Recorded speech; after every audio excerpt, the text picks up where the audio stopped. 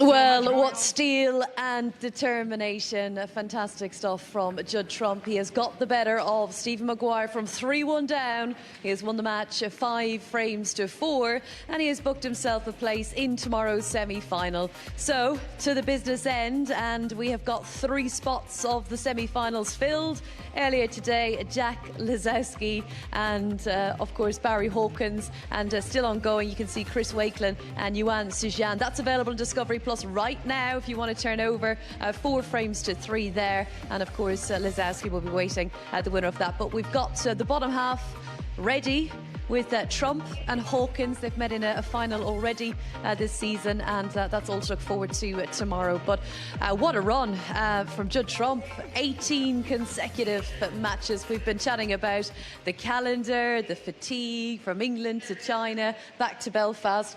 He must be tired, but is there something with adrenaline and winning that just keeps you going, Ronnie? I don't think he is tired, to be honest, because I was saying to Jimmy, he played the English Open and then obviously getting to China to play, that was hard. But then when he won China, he had a week in China to relax and chill out. He was with his brother. We done some stuff together out there. So it's not like he's gone final Sunday, another tournament Monday, final Sunday, another tournament. He had that week off, and that's massive. Yeah. To have a week in China with your brother and celebrate having just won 2 tournaments back-to-back. All right, he said he hasn't had practice in that week, but, you know, if you've won 2 ranking tournaments, the last thing you really want to do is practice. So actually, I think he's come here quite fresh. I think Wuhan was the hard one.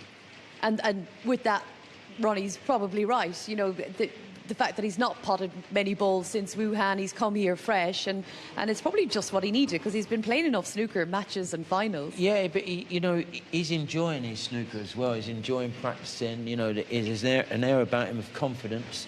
You know, he's 3-1 down in that match, and then sort of the second half he come out and scored a lot of frames in one visit, and you know he's been doing that. You know, he had a sticky match yesterday, won 4-3, another one 5-4. Today, he's full of confidence, the lad. He is full of confidence. He did come back yesterday. You're suddenly turning into the comeback king, I think. Well done, Judd. Great stuff. How are you feeling just getting over the line there? It was a bit of a struggle, really. I felt like I played all right, really. First frame, I potted a good red to get in, and I didn't one visit, so I didn't know what to do after that. Kind of... I don't know, really. I thought I played really well. I scored heavy every single frame I got in. I felt a couple of times on the scrappier frames, Stephen just seemed to cover me with a ball over the pocket, or other little things which weren't quite going. But in the end, I just had to dig in and do whatever I needed. You mentioned that red. We actually had a go at that worldly of a shot during our mid-session. We're going to actually take a look back at it. Judd, this is absolutely beautiful. Yeah, I mean...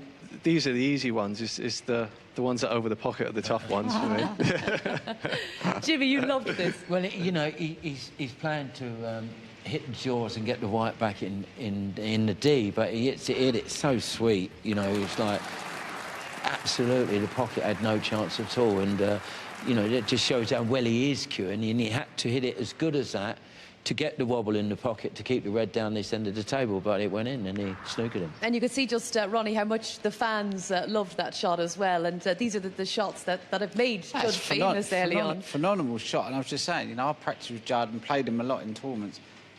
Pot's quite a lot of them balls, you know, so, you know, I think you are fancy. I wouldn't, you know, listen, it's a hard shot, but I think deep down sometimes he's going for it thinking it could go in. Whereas most players on the tour haven't got the action to do that, you know. I think the way you hit the ball, you can really whip the balls as well, weren't you? I was playing safe. I knew if I left the white over that side, but as he said, I did fancy it a little bit. I think on that shot, you're thinking, worst case, I'm going to knuckle and the red's going to go across. Yeah, exactly. Whereas some people, with their cue actions, they'll hit that and they could miss it by that much and the red can go up and down. So what Judd's doing is he knows he's going to get a good white and he thinks, worst case now I'm going to rattle, but... Yeah. It could go in. So, you know, different players are capable of different things, you know. So I wasn't surprised it went in. But when they do go in, you think, wow, that's a lovely. stonker. Yeah. I called it a stonker. Yeah, we did. Well, Ronnie did. It was like one of them, wasn't it? It's like, have some of that, boff. It was a joy to watch some of those shots. We were chatting about, coming back in matches, and you did say that you're the complete player, the all-round player, that where you will dig in, you've had to roll your sleeves up. But in particular, last night against Noppon Sankam, you really toughed it out in that match, and I suppose that gives you the oomph for coming into a quarter-final like today. Yeah, it's just important after you lose a scrappy frame, I think, to go 4-3 down.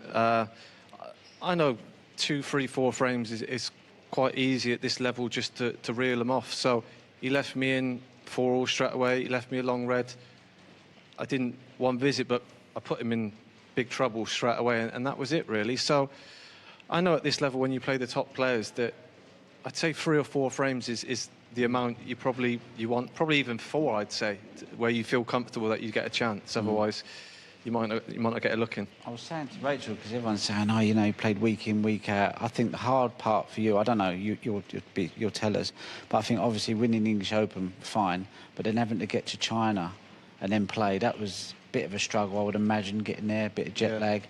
I would have found, like, Wuhan, you'd have think by the end of it, I thought, but if you'd have had to go from Wuhan to straight here, that would have been tough. But having that week off after Wuhan and here, I think just relaxing with your brother in China, I think it's helped a little bit, you think, just having that week off? It was nice to have a bit of a break, I think. Yeah. There's been days where it's been a bit of a slog.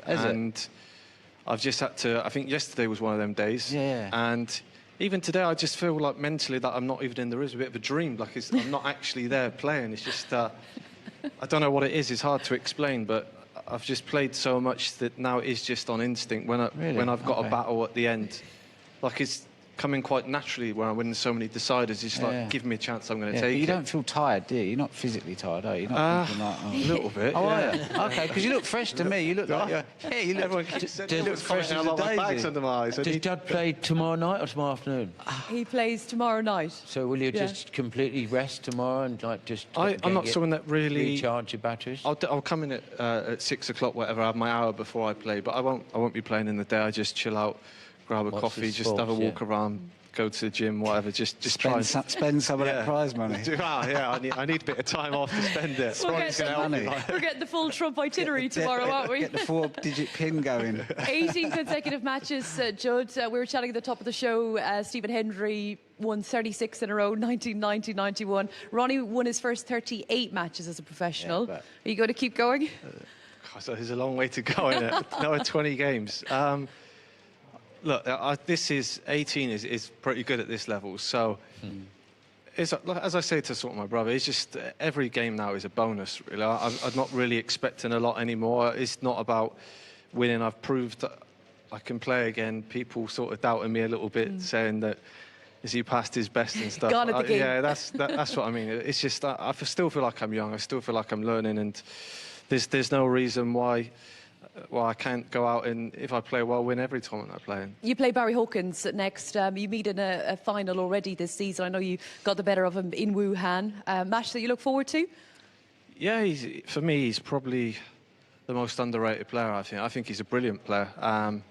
He does everything good. He just doesn't get the credit just because he's probably not as flamboyant. But yeah, to me, he's a brilliant player. Every time you leave him in, he's going to clear up. You've got to be at your absolute best. I think when you beat Barry in a tournament, you know you're playing decent. So every time I beat him, I go on to win the tournament. So let's hope for more of the same. Right, and you're looking for a 4th Northern Ireland Open trophy, a 4th victory for the Alex Higgins trophy. You going to win Sunday? You going to be lifting the trophy?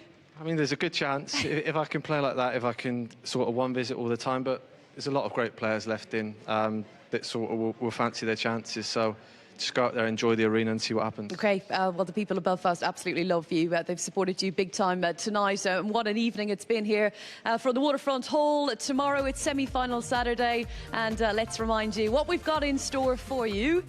All eyes on the Alex Higgins trophy, and tomorrow from 12:45 UK time we'll be back 6:45, 7:45 Central European time. Of course, we're waiting on the 4th player. Will it be Chris Wakelin in front against Yuan Sujan? That's still live on Discovery Plus.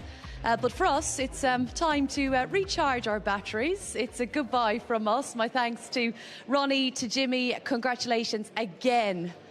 He's on a roll, isn't he? 18 wins on the spin for Judd Trump. He'll be back tomorrow.